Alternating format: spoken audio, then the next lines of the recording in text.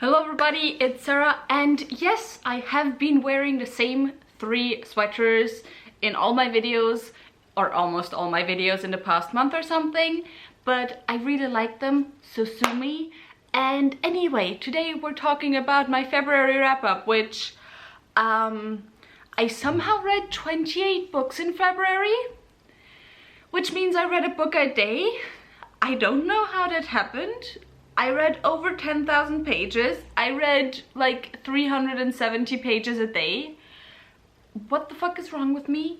I don't know, but yeah, a lot of books.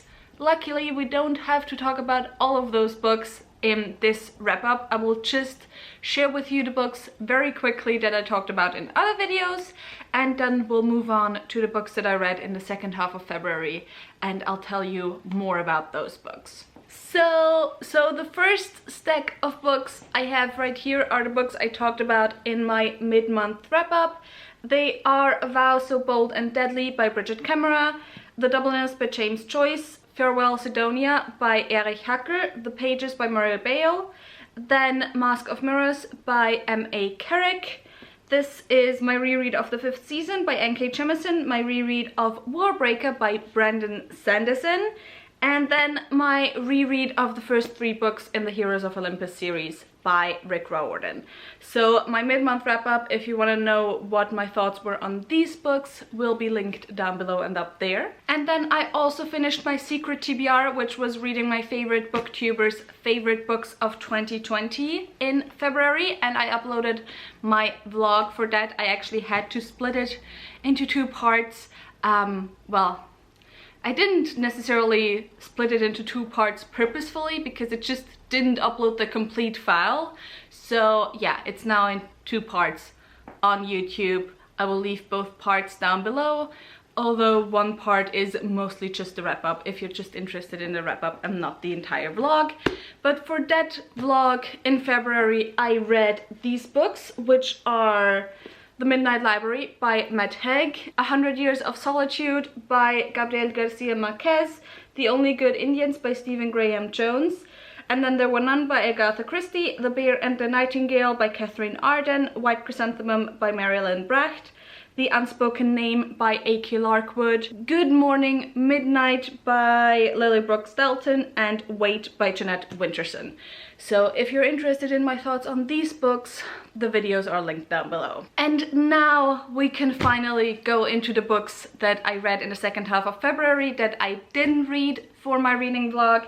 And first, let's as always start with the rereads. First, I reread the second book in the Demon Child trilogy by Jennifer Fallon, which is Treason Keep. This series follows Urshil, who is the demon child.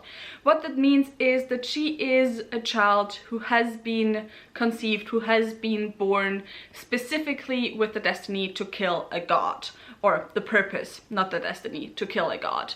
And so we follow her as she kind of changes the world and prepares for the killing of said god. I enjoy the second book more than the first book because in the second book we finally get some of my favorite characters. I love Damon and Adriana.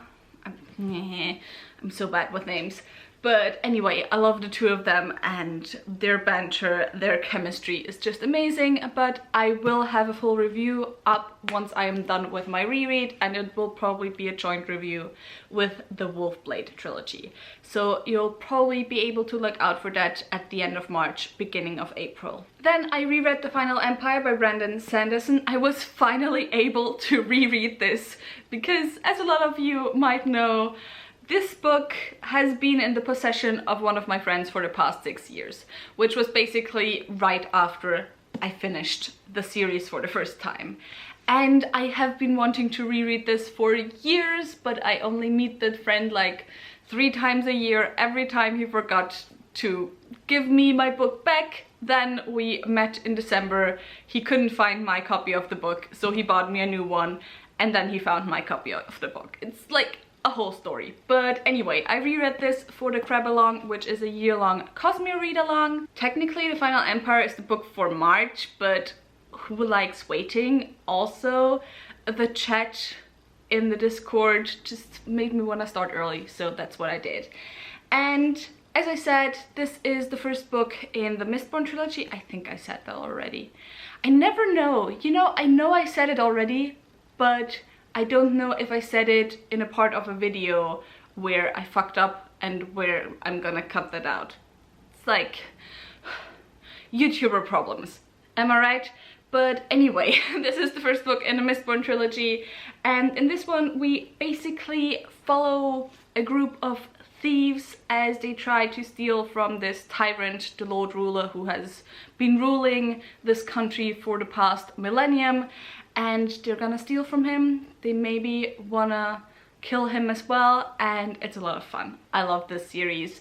There's so much setup in the first book already, knowing like where it goes at the end of the book or at the end of the series. You just see so many amazing things, and where like the setups already start in the first book. Also, I absolutely love the way the world building is done in this book, because you have Elemency, which is the main magic in the first book, which basically is you swallow metals and then you get magic powers, if you're someone who can do that anyway. And that magic is explained quite well very early in the book, but then you also have other parts of the like world building that are name dropped quite earlier than I would have thought, but in situations where you don't need to know what these words mean. And so you kind of, you know, brush past them, at least if you're a well-versed fantasy reader, because, you know, you kind of do that thing as a fantasy reader where if something isn't explained right now but you don't absolutely need to know what it is, you're just like, oh, whatever, I'm gonna forget about that, it's gonna be explained sooner or later. And yeah, that type of thing is so well done, because you have the main magic system, you have the main world building, but it's constantly added to, and it's perfect. I don't know if that makes sense. But yeah, I really enjoyed my reread. I also really enjoyed it because I just kind of enjoyed seeing how far Brandon Sanderson has come from this series. Because especially when it comes to like character chemistry, there's like a few things that could have been done better. Also just general cast. One of the main critiques of this book, which I definitely understand, is that there's basically one female character and that's it. All other characters in the entire cast are males, or like main characters, main side characters. So yeah, I can understand a lot of the critiques more now, but also it just appreciated more. I appreciated more to see where Brandon Sanderson started, which elements of his stories, which mostly is the world building, it's what he's most well known for, he was always a genius at, but then also which parts he improved in. And yeah, that's just something I really appreciate. And I'm talking about this now way too much for this having been a reread, so let's move on. Let's go to a book I can talk about very quickly, and that is The Wonderful Wizard of Oz by L. Frank Baum. This was the fourth book that I pulled from my TBR jar for February. I decided to just read all 4 books. Actually, I didn't pull the books from my TBR jar. I chose the books for them being the shortest books on my physical TBR, because I had a big TBR at the beginning of February, which I almost managed to read all of them. And the ones I didn't manage to read, it was because they didn't arrive yet. I ordered them and they didn't arrive. But anyway, this of course is the story of Dorothy, who like gets swept up by a cyclone and then is left in the country of Oz and has to go on a journey to go back to Kansas. And yeah, I mean, it's a fun children's classic, but it was a bit too much of a children's story for me. You know, a lot of times with children's classics, I really enjoy reading them because they aren't what we'd now expect of a middle grade or children's story. But this pretty much is in the same vein as children's stories today. So yeah, but still happy I read it. Then I finished the Winter Night Trilogy by Catherine Arden, which I read the second and the third book, The Girl in the Tower and The Winter of the Witch. The first book, The Bear and the Nightingale, I of course read for my reading vlog. And I just enjoyed the first book so much that I decided to just read all 3 of them. Although I have to say, I think I probably enjoyed the first book the most, or I enjoyed the first book the most. This series is one of those series that's adult, but it's also okay for YA readers to read this. There's a few things that are more towards the darker side where I'm like, maybe they're too dark for YA readers, but generally you're following a young girl as she's growing up. And I'm actually not sure over how many years we follow her. And this girl is very special. She lives in Russia. This is historical fantasy. And she can kind of see nature, spirits, and the like. However, Christianity is rising within Russia, and so these nature spirits are getting weaker and weaker. However, there's a new dark power that is on the rise as well, so maybe now more than ever it would be great to not turn your back on these nature spirits, but actually, you know, keep them in your mind, keep their strength. And so yeah, we follow Vasia, who is our main character, who of course can see them and who might be the only person who can save Russia. I'm not gonna talk too much more about this series right now because I do intend to film a review of this. I have so many reviews I need to film, like so many reviews. But yeah, I do intend to film a review of this, so I'll talk more about my thoughts in that review. And once I have it uploaded, which probably won't be for a few weeks, but once I have it uploaded, if I remember, I will leave it linked down below in the description box. Then I read the second book in the Broken Earth series by N.K. Jemisin, which is The Obelisk Gate. I finally decided to continue on and finish this series after I reread the 5th season, which of course is the first book. This series I would classify as kind of post-apocalyptic fantasy a little bit.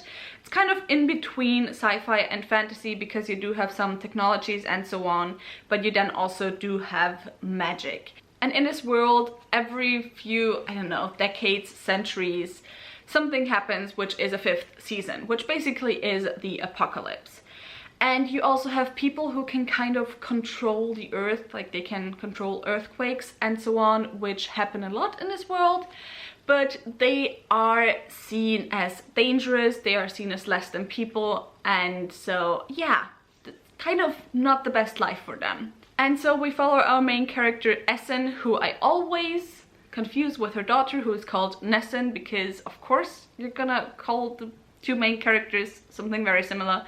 But anyway, at the very beginning of the first book, Essen comes home and finds her son killed by her husband, and her husband has kidnapped her daughter, and so she goes on a journey to save her daughter.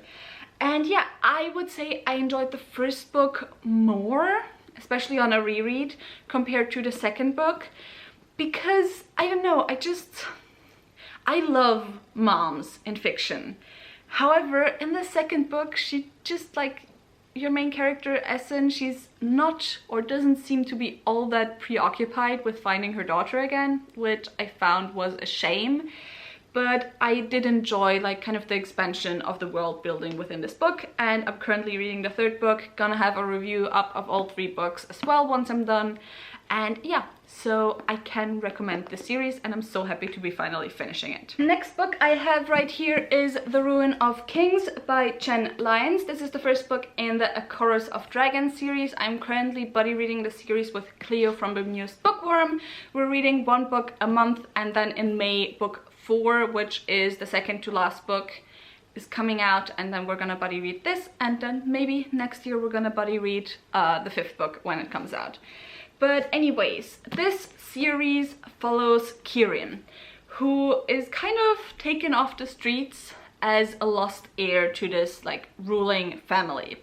However, there seems to be something of a prophecy about him. However, not a prophecy of being a chosen one to save the world, but a chosen one to destroy the world.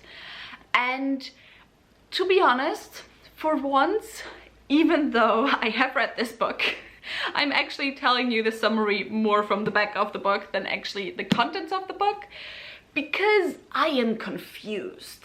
I really enjoyed this book. Like, I enjoyed it a lot. I really loved the characters. I loved the chemistry, the friendships, the relationships between the characters.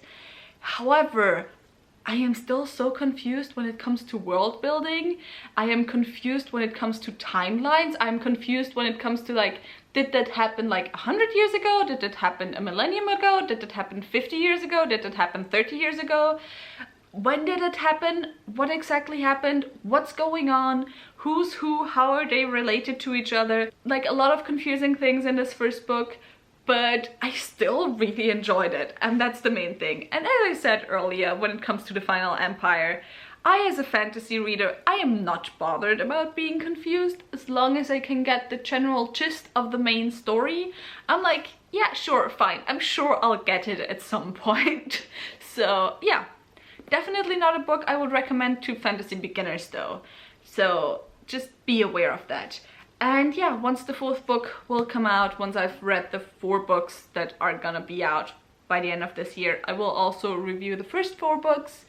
And I also asked Twitter, but I also decided I just don't want to do a review for every single one of these books because, as I said, I have a lot of reviews planned and I'm kind of slowly regretting my decision at the beginning of the year to review every single adult fantasy that is written by a woman this year because I don't know, I read a lot of them. And then the last book is a book that I did already film and upload a review for, and that is Master of Poisons by Andrea Hairston. This is a standalone African-inspired adult fantasy, and I will leave the review link down below and up there.